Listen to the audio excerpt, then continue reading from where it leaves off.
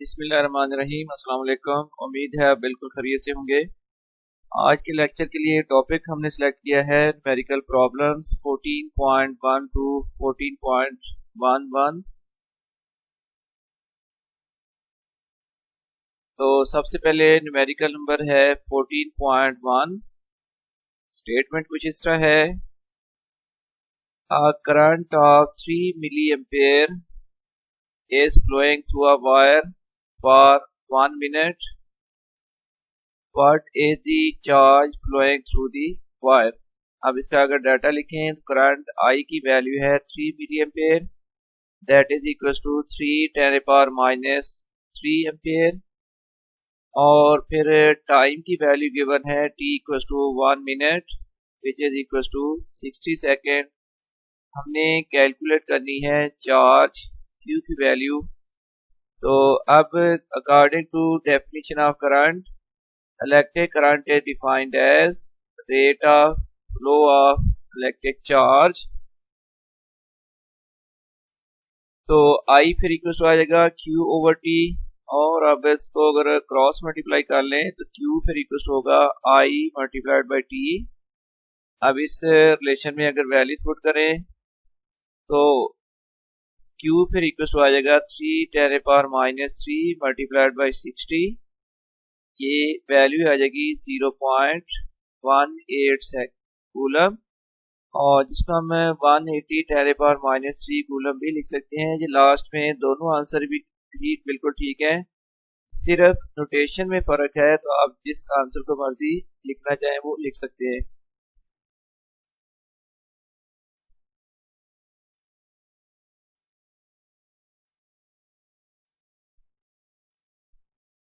अब 14.2 है, eight 100,000 ohm ये रेजिस्टेंस की वैल्यू गिवन है। How much current flows through your body if you touch the terminals of a 12 volt battery. अब यहाँ तक अगर हम डाटा लिखें तो रेजिस्टेंस R की वैल्यू है 100,000 ओहम, और इसके लिए बैटरी का पोटेंशियल डिफरेंस या पोटेंशियल है V इक्वल टू 12 वोल्ट। इसके लिए करंट हमने कैलकुलेट करना है, और यहाँ पर हम यूज करेंगे ohm's law V equal to IR। फिर I की वैल्यू आ जाएगी V ओवर R। अब इसमें अगर वैल्यू पुट करें तो 12 ओवर 100,000, और ये वैल्यू बन जाएगी 1.2 10 पावर माइनस 4 एम्पेयर। नेक्स्ट फिर डाटा था इस तरह के, if your skin is wet so that your resistance is only 1000 ohm. यानी जब हमारी बॉडी वेट है तो फिर हमारी बॉडी की रेजिस्टेंस डिक्रीज हो जाएगी, और इसकी वैल्यू अगर हो जाती है 1000 ohm. So how much current would you receive from the same battery. अब वही सेम बैटरी है, वोल्टेज की वैल्यू सेम है, लेकिन हमने अब फाइंड करनी है वैल्यू ऑफ करंट। इसके लिए अब हम इसका अगर डाटा लिखें, इस वेट कंडीशन के लिए रेजिस्टेंस R1 इक्वल हो जाएगी 1000 ohm, potential V equal to है 12 वोल्ट, और हमने करंट I1 कैलकुलेट करना है।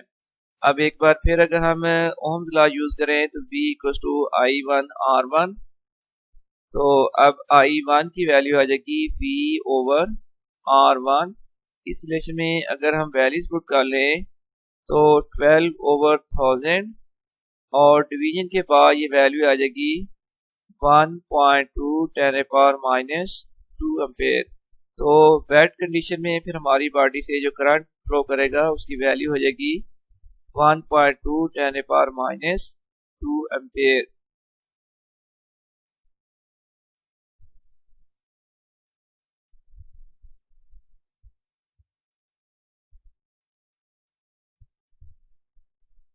फोर्टीन पॉइंट 3 है, resistance of a conductor wire is 10 mega ohm. So resistance R equal to है 10 मेगा ओम, और ये वैल्यू आ जाएगी 10 into 10 power 6 ohm। If a potential difference of 100 volt, यहाँ पर पोटेंशियल डिफरेंस की वैल्यू इक्वल्स टू है V equals to 100 volt is applied across its end, then find the value of current passing through it in milliampere। तो हमें current find करना है, current in milliampere, आई की value भी हमने calculate करनी है। तो बाई ओहम्स लॉ V कुछ होता है IR और फिर I की वैल्यू आ जाएगी V ओवर R। अब इसमें B और R की अगर वैल्यू पुट करें तो 100 ओवर 10 इंटू 10 पावर 6, ये वैल्यू आ रही है 1 इंटू 10 पावर माइनस 5 एम्पेयर।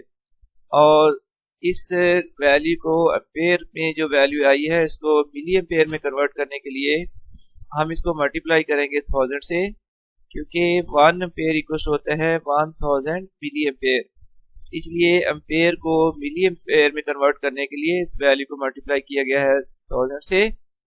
तो फिर ये वैल्यू आ जाएगी 0.01 मिली एम्पेयर।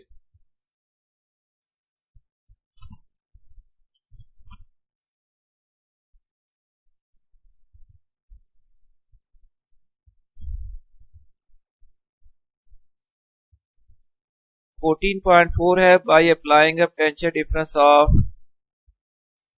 10 वोल्ट। तो इस स्टेटमेंट में पोटेंशियल डिफरेंस की वैल्यू, पोटेंशियल डिफरेंस V की वैल्यू है 10 volt across a conductor, a current of 1.5 ampere passes. So current I की वैल्यू है 1.5 ampere. How much energy would be obtained from the current in 2 minutes?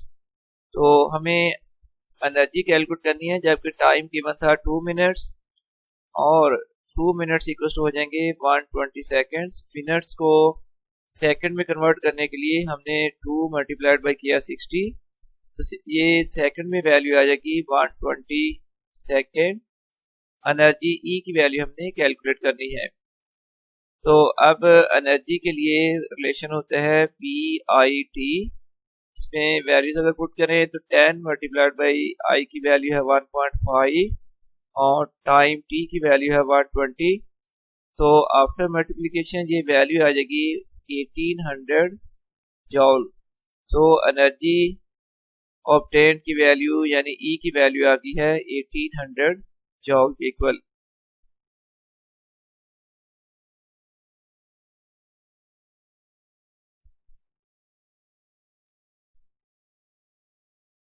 (14.5) है two resistances of 2 kilo ohm and 8 kilo ohm are connected in series. If 10 volt battery is connected across the ends of this combination, find the following quantities। और हमें इस series combination में calculate करना है equivalent resistance की value हमने find करनी है, current passing through each resistance हम कैलकुलेट करेंगे और फिर potential difference across each resistance, ये वाली वैल्यू हमने कैलकुलेट करनी है। सबसे पहले अगर डाटा लिखें तो R1 इक्वल टू है 2 किलो ओम और ओम में ये वैल्यू आ जाएगी 2 10 पावर 3 ओम। सेकेंड रेजिस्टेंस R2 की वैल्यू है 8 किलो ओम और ये वैल्यू आ जाएगी 8 10 पावर 3 ओम और वोल्टेज V की वैल्यू है 10 वोल्ट। अब जो हमने कैलकुलेट करना है ए पार्ट में इक्विवेलेंट रेजिस्टेंस फाइंड करनी है RE, current through each resistance यानी I1 की वैल्यू कैलकुलेट करनी है और I2 की वैल्यू फिर कैलकुलेट करनी है, फिर potential difference across each resistance V1 और V2 की वैल्यू फाइंड करेंगे। सबसे पहले सीरीज कॉम्बिनेशन में इक्विवेलेंट रेजिस्टेंस के लिए रिलेशन आ जाएगा RE equals to R1 plus R2। अगर इसमें R1 और R2 की वैल्यूज पुट करें तो 2 10 पावर 3 प्लस 8 10 पावर आ जाएगा 3 और ऐड होने के बाद ये वैल्यू आ जाएगी 10 इंटू 10 पावर 3 ओम, जिसको अगर आप चाहें तो 10 किलो ओम भी लिख सकते हैं। तो इक्विवेलेंट वैल्यू आ गई है 10 किलो ओम। और इसके बाद अब हमें फाइंड करना था बी पार्ट में करंट थ्रू ईच रेजिस्टेंस। तो सीरीज कॉम्बिनेशन की ये प्रॉपर्टी है कि इसमें करंट के गुजरने के लिए, करंट के पैसेज के लिए सिर्फ एक पाथ अवेलेबल होता है, इसलिए दोनों रेजिस्टेंसेस में से करंट की वैल्यू सेम रहेगी। और ये जो दोनों रेजिस्टेंसेस में से करंट की वैल्यू होगी, ये टोटल करंट यानी current supplied by the battery के इक्वल आएगी। तो अब इसलिए हमें फिर कैलकुलेट करना है current supplied by the battery, और यही करंट जो है ये दोनों रेजिस्टेंस में से पास करेगा। तो since current remain the same across each resistance in series combination, so therefore I1 equal to आ जाएगा V ओवर RE। ये V ओवर RE जो है ये है total current supplied by the battery. तो 10 ओवर 10 इंटू 10⁻³ ये वैल्यू आ रही है 10⁻³ एम्पेयर, और ये इक्वल टू आ जाएगी 1 मिली एम्पेयर। सिमिलरली करंट I2 की भी यही वैल्यू आनी चाहिए, V ओवर RE तो 10 ओवर 10 इंटू 10⁻³ 10⁻³ एम्पेयर, और which is equal to 1 milli ampere. इसके बाद हमने फाइंड करना है potential difference across each resistance in series combination. Potential difference, potential या voltage supplied by the battery is divided. तो अब दोनों रेजिस्टेंसेस के अक्रॉस जो वोल्टेज हमने कैलकुलेट करना है, तो V1 इक्वल टू आ जाएगा I1 R1। इसमें अब वैल्यूज पुट करें तो 10⁻³ मल्टीप्लाइड बाई हो जाएगा 2 10⁻³, तो V1 की वैल्यू आ जाएगी 2 वोल्ट, और सिमिलरली V2 की वैल्यू आएगी फिर I2 R2 10⁻³ मल्टीप्लाइड बाई आ जाएगा 8 इंटू 10⁻³, और ये वैल्यू आ जाएगी 2 वोल्ट के इक्वल। एक बार फिर रिजल्टेंट्स जो वैल्यूज आई हैं उनको ओवरव्यू कर लेते हैं। सबसे पहले हमने इक्विवेलेंट रेजिस्टेंस कैलकुलेट की है, और सीरीज कॉम्बिनेशन में इक्विवेलेंट रेजिस्टेंस के लिए फार्मूला यूज किया है R1 प्लस R2। इस तरह इक्विवेलेंट रेजिस्टेंस की वैल्यू आ गई थी 10 into 10⁻³ which is equal to 10 kilo ohm, और फिर current passing through each resistance में द सेम, और ये ईच रेजिस्टेंस में से करंट की वैल्यू होगी total current supplied by the battery. तो I1 इक्वल टू आ गया था V ओवर RE, और ये वैल्यू बन जाती है 10⁻³ ampere which is equal to 1 milli ampere, और यही वैल्यू आई थी I2 के लिए V over RE 10⁻³ equal to 1 milli ampere. और फिर हमने voltage cross each resistance calculate किया है, तो V1 equal to I1 R1 relation use किया है, और इसी तरह V2 हमने कैलकुलेट किया है by using relation I2 R2, और ये वैल्यू आती है 8 वोल्ट। साथ ही न्यूमेरिकल कंप्लीट हो गया।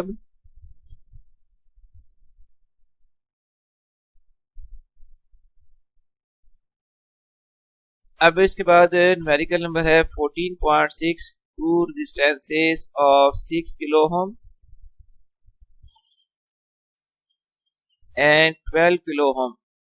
तो अब R1 की वैल्यू है 6 किलो ओम, और ये इक्वल टू आ जाएगी 6 इंटू 10⁻³ ओम। R2 की वैल्यू है 12 किलो ओम, और ये वैल्यू इक्वल टू आ जाएगी 12 into 10⁻³ ohm. Are connected in parallel.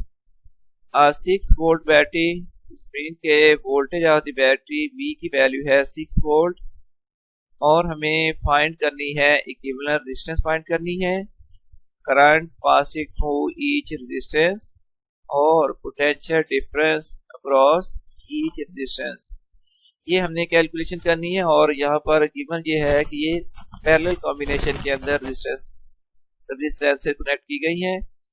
तो ये डाटा लिखने के बाद हमने फाइंड करना है equivalent resistance RE, current through each resistance I1 और I2 कैलकुलेट करेंगे, और इसके बाद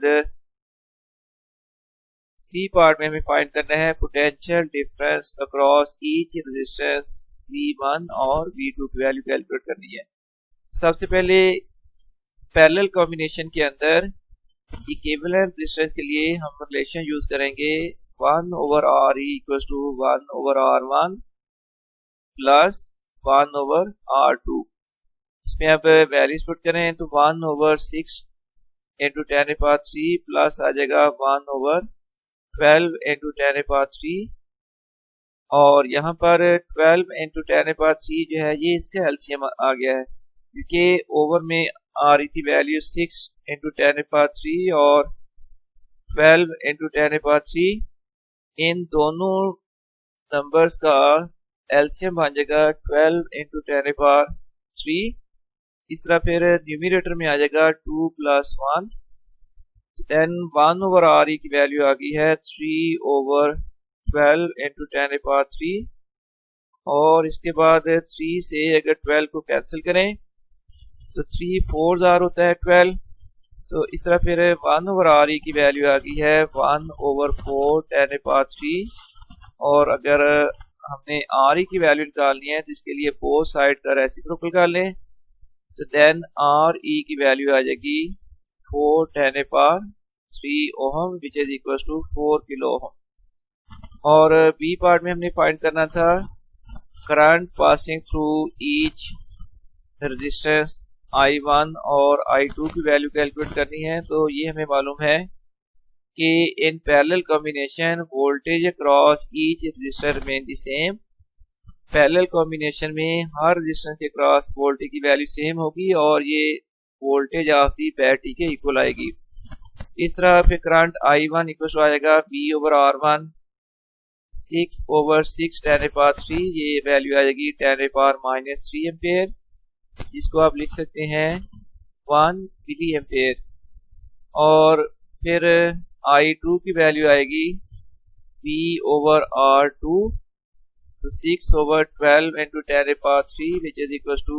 0.5 10⁻³ एम्पेयर या ये वैल्यू का आप लिख सकते हैं 0.5 मिली एम्पेयर और इसके बाद सी पार्ट में हमने फाइंड करना है potential difference across each resistance तो V1 की वैल्यू आ जाएगी I1R1 तो 10⁻³ मल्टीप्लाइड बाई R1 की वैल्यू थी 6 10⁻³ ये वैल्यू आ गई है 6 वोल्ट और फिर V2 की वैल्यू कैलकुलेट करेंगे I2 V2 इक्वल आ जाएगा I2R2 0.5 10⁻³ I2 की वैल्यू मल्टीप्लाइड बाई आ जाएगा 12 इंटू 10⁻³ और ये वैल्यू भी आ जाएगी 6 वोल्ट और ये भी हमें मालूम है कि पैरेलल कॉम्बिनेशन में voltage across each resistance remain the same इसीलिए दोनों रेजिस्टेंसेस के अक्रॉस जो वोल्टेज की वैल्यू है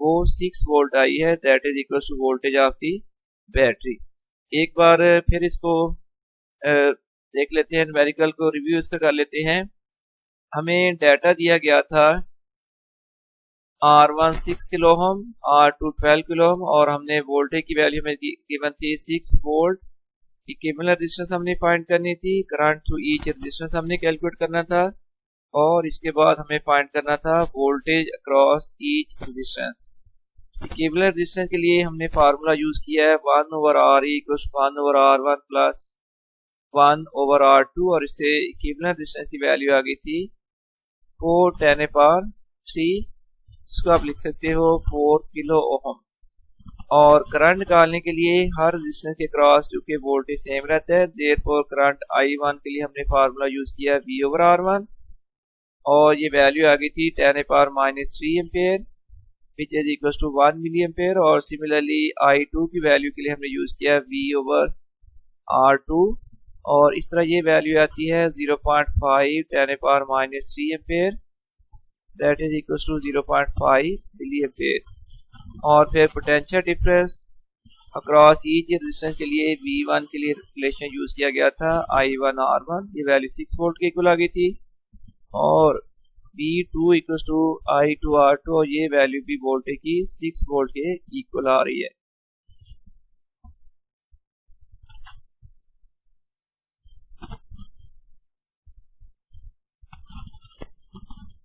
14.7 have an electric bulb is marked with 220 volt voltage की वैल्यू 100 वाट ये है इसकी पावर की value find the resistance of the filament of the bulb if bulb is used 5 hours daily find the energy in kilowatt hour consumed by the bulb in 1 month, मतलब 60 days।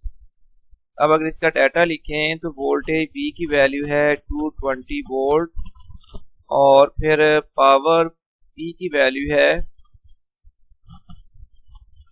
100 watt, time of daily use T की value है 5 hours, हमने calculate करनी है resistance, और energy in kilowatt on in 1 month.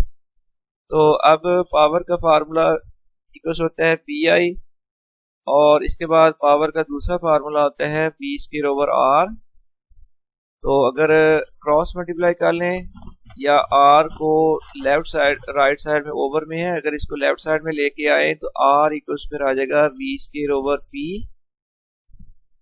इस relation में अगर वैल्यूज पुट करें तो फिर R इक्वल आ जाएगा 220² P की वैल्यू है 100,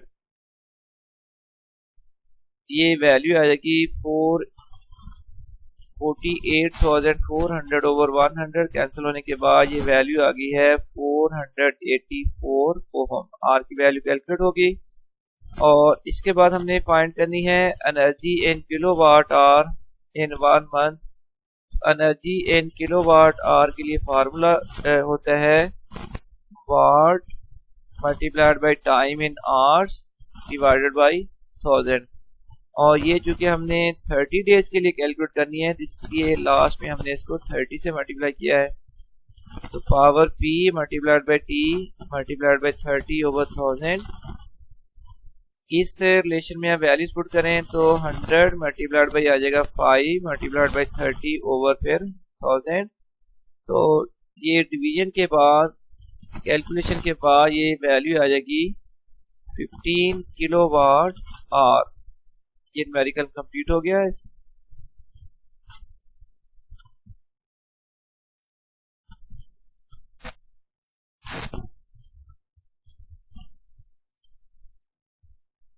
14.8 है an incandescent light bulb with an operating resistance of 95 ohm। तो अब डाटा में रेजिस्टेंस R की वैल्यू है 95 ओहम, लेबल्ड 150 वाट। तो पावर की वैल्यू है P = 150 watt. Is this bulb designed for use in a 120 volt circuit और 220 वोल्ट सर्किट? तो हमें रिक्वायर्ड है, जो हमें कैलकुलेट करके बताना है वो ये है कि आप बताइए कि क्या ये जो बल्ब है ये 120 वोल्ट सर्किट के लिए डिज़ाइन किया गया है या फिर ये 220 वोल्ट सर्किट के लिए। तो डेफिनेटली इसकी आंसर यस या 120 या 220 वोल्ट का हम डिसाइड तब करेंगे अगर हम वोल्टेज की वैल्यू कैलकुलेट कर लेते हैं। तो वोल्टेज भी हम कैलकुलेट करेंगे और पावर का फार्मूला है P = V²/R। क्रॉस मल्टीप्लाई कर दें तो देन V² आ जाएगा PR,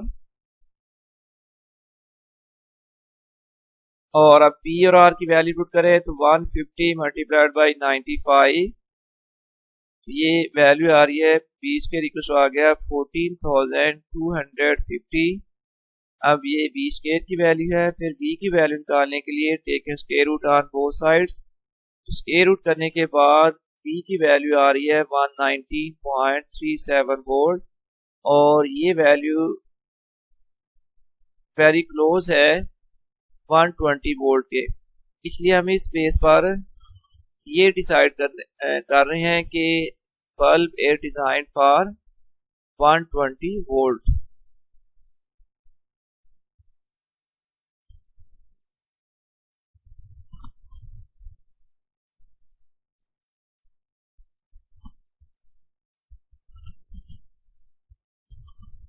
(14.9) है a house is installed with 10 bulbs of 60 watt each which are used 5 hours daily, 4 fans of 75 watt each which runs 10 hours daily, और फिर 1 TV of 100 watt which is used 5 hours daily और 1 electric iron of 1000 watt which is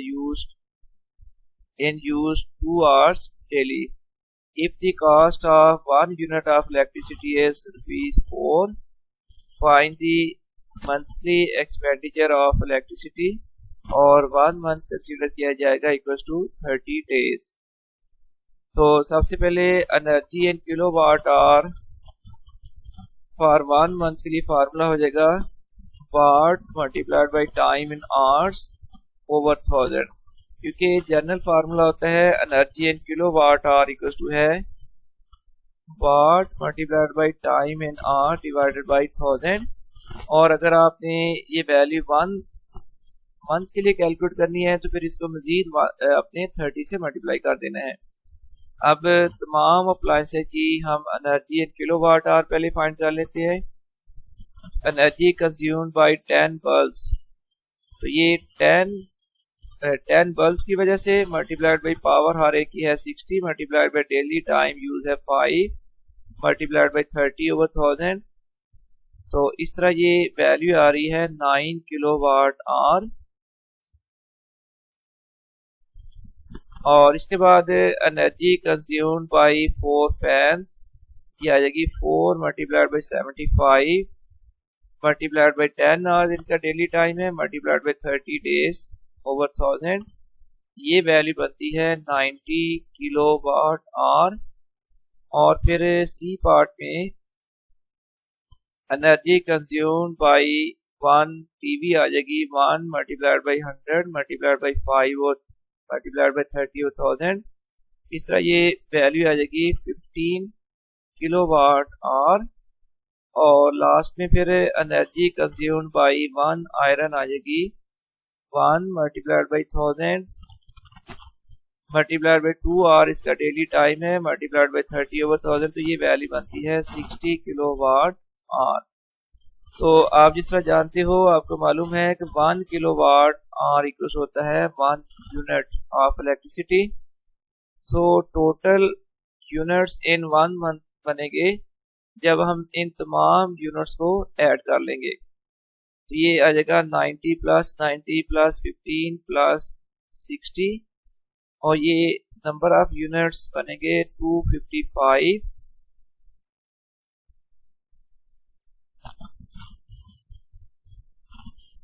तो 1 month के लिए number of units आगे हैं 255.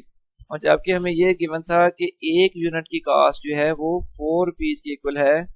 तो इसलिए टोटल बिल जब हम कैलकुलेट करेंगे तो टोटल मंथली एक्सपेंडिचर आ जाएगा 4 मल्टीप्लाइड बाई 255 और ये फिर वैल्यू आ जाएगी बिल फॉर द 1 मंथ आ जाएगा 1020 rupees.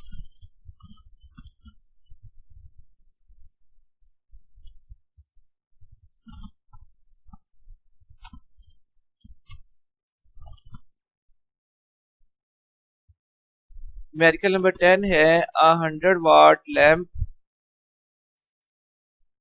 bulb and 4 kilowatt water heater are connected to a 250 volt supply. Calculate. A part में कैलकुलेट करना है current which flows in each appliance और बी पार्ट में कैलकुलेट करना है resistance of each appliance when in use. Power of lamp P1 अगर हम इसको लिखें तो ये वैल्यू है 100 वाट और power of water heater P2 का अगर इसको हम लिखते हैं तो ये वैल्यू थी 4 किलोवाट और ये कुछ आ जाएगी 4000 वाट के. और फिर वोल्टेज ऑफ द बैटरी है 250 वोल्ट. ये वोल्टेज की वैल्यू है 250 वोल्ट. तो अब हमने कैलकुलेट करना है करंट. ये पार्ट में कैलकुलेट करना है करंट थ्रू लैम्प I1 और current through heater I2 find करना है और इसके बाद बी पार्ट में फाइंड करना है रेजिस्टेंस ऑफ लैम्प R1 और रेजिस्टेंस ऑफ हीटर R2. ये वैल्यूज हमें अभी कैलकुलेट करनी पड़ेंगी. तो ए पार्ट में हमें मालूम है कि पावर के लिए फार्मूला होता है P इक्वल टू VI और यहाँ से फिर I की वैल्यू आ जाएगी P ओवर V I1 यानी करंट थ्रू लैंप आ जाएगा P1 ओवर V दोनों के लिए सेम है, तो 100 ओवर 250। इस तरह I1 की वैल्यू आ रही है यानी करंट थ्रू लैंप आ रही है 0.4 एम्पेयर।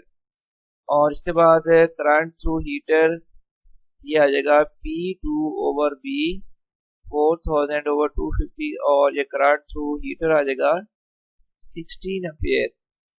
और इसके बाद हमने हर अप्लायंस की रेजिस्टेंस कैलकुलेट करनी है, तो उसके लिए फार्मूला यूज करेंगे P equal to I R, या हम लिख लें I R equal to B. तो यहाँ से आर की वैल्यू आ जाएगी P ओवर आई। तो फिर जब हमने रेजिस्टेंस ऑफ लैंप फाइंड करनी है तो ये आ जाएगी value V over I1 250 over 0.4। तो ये रेजिस्टेंस की वैल्यू आ रही है 625 ओहम। और सिमिलरली रेजिस्टेंस ऑफ हीटर आ जाएगी B ओवर I2 250 ओवर 16 और ये वैल्यू बनती है 16.62 ओहम के इक्वल। तो ये है वो रिक्वायर्ड वैल्यू जो हमने अभी कैलकुलेट की है। इसके बाद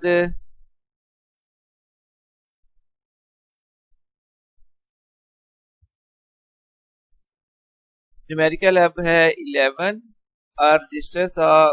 register of resistance 5.6 ohm is connected across a battery of 3 volt by means of wire of negligible resistance. A current of 0.5 ampere passes through the resistor. Calculate power dissipated in the resistor, total power produced by the battery, or give the reason of difference between these two quantities. तो सबसे पहले अगर data लिखें तो resistance जो external resistance circuit में लगाई गई है वो है R इक्वल टू 5.6 ओम और पोटेंशियल है 3 वोल्ट बैटरी का पोटेंशियल। करंट जो प्रोड्यूस हुआ है उसकी वैल्यू है 0.5 एम्पेयर। अब हमने कैलकुलेट करना है power dissipated in register P1, total power produce by the battery, अगर हम इसको सपोज P कह लें, ये कैलकुलेट करेंगे। और इसकी फिर रीजन क्या है, दोनों पावर्स में जो डिफरेंस आएगा तो उसकी हमने रीजन भी बतानी है। तो अब सर्किट में से जब करंट आई गुजरे और सर्किट में रेजिस्टेंस अगर R लगी हुई है, इसकी वजह से जो पावर डिसिपेशन होनी है, पावर जो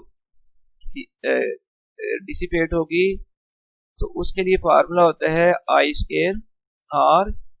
P1 इक्वल टू फिर आ जाएगा आई स्क्वायर आर। इसमें अगर वैल्यू पुट करें तो 0.5 स्क्वायर मल्टीप्लाइड बाई 5.6। इस तरह पावर P1 की वैल्यू आ रही है 1.4 वाट। दूसरा है power consumed by the battery, तो वो आ जाएगी पावर इक्वल टू VI। ये वो पावर है जो बैटरी ने प्रोड्यूस की है, इसकी वैल्यू आ जाएगी VI। और ये मल्टीप्लाई करें अगर V और I को तो 3 मल्टीप्लाइड बाई 0.5, तो ये वैल्यू आ रही है 1.5 वाट। अब गौर करें कि बैटरी ने पावर प्रोड्यूस की थी 1.5 वाट और आगे जो जाके रेजिस्टेंस में से पावर डिसिपेट हुई है वो है 1.4 वाट। मतलब ये हुआ कि 0.1 वाट का पावर डिफरेंस आया है। ये पावर कहाँ गई आकर? इसकी रीजन है कि जब करंट बैटरी में से गुजरता है तो बैटरी के अंदर जो मौजूद इलेक्ट्रोलाइट है, उस इलेक्ट्रोलाइट की कुछ रेजिस्टेंस होती है जिसको internal resistance of the battery कहा जाता है।